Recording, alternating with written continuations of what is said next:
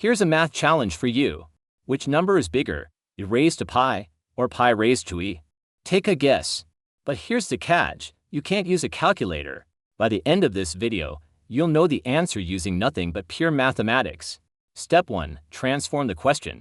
So, how do we compare these two numbers, e raised to pi and pi raised to e? At first, this looks impossible to do without a calculator. Both numbers are irrational, and both involve exponents. Instead of calculating them directly, let's compare their natural logarithms. Why? Because the natural logarithm is an increasing function. It preserves the order of positive numbers.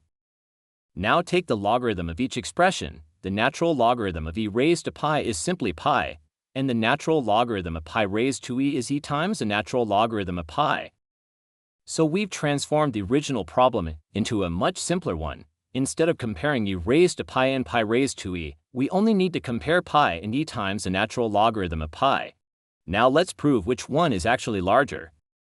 Step 2. Study the function o. We only need to compare pi and e times the natural logarithm of pi.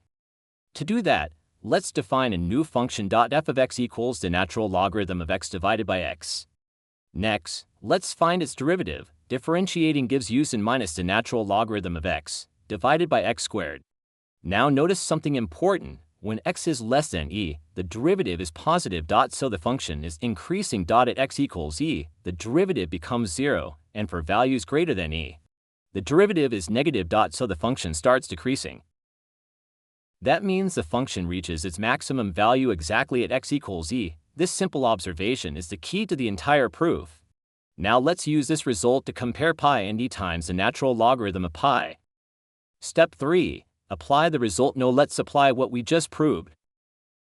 Since pi is greater than e, and our function reaches its maximum at x equals e, the value of the function at pi must be smaller than its value at e. That gives us natural logarithm of pi divided by pi is less than 1 over e. Now multiply both sides by pi times e. Since both numbers are positive, the direction of the inequality doesn't change. So we get times the natural logarithm of pi is less than pi. Finally, exponentiate both sides. Because the exponential function is also increasing, e raised to pi is greater than pi raised to e, and that's the elegant proof without ever using a calculator. Did you guess correctly? Let me know in the comments, and if you enjoy elegant math proofs like this, don't forget to subscribe for more.